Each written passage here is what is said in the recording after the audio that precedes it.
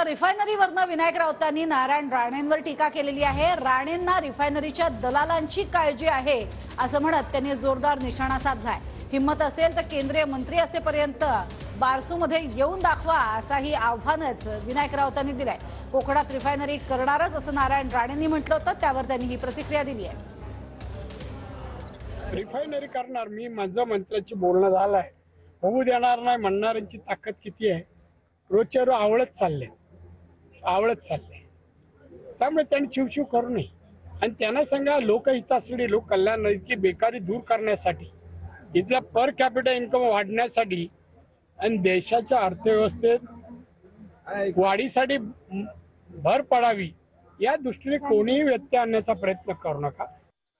नारायण राणेंना रिफायनरीच्या दलालांची काळजी पडलेली आहे। पुन्हा एकदा रत्नागिरीतच रिफायनरी होणार हे काल त्यांनी सांगितलं, आज माझ्या वाचनात आणलेलं आहे। माझं आव्हान आहे नारायण राणेंना, हिम्मत असेल तर जोपर्यंत केंद्रीय मंत्री आहात ना तोपर्यंत बारसूच्या परिसरामध्ये तुम्ही येऊन दाखवा। केवळ आणि केवळ पत्रकार परिषदेतून रिफायनरी मी करणारच अशा पोकळ बेडूक घोषणा करण्याचे आता दिवस संपलेले आहेत। आता काय राहिलेले दिवस आहेत ते आनंदाने उपभोगा, त्यानंतर राजकीय संन्यास नारायण राणेंनी घेतलेला बरा पडेल।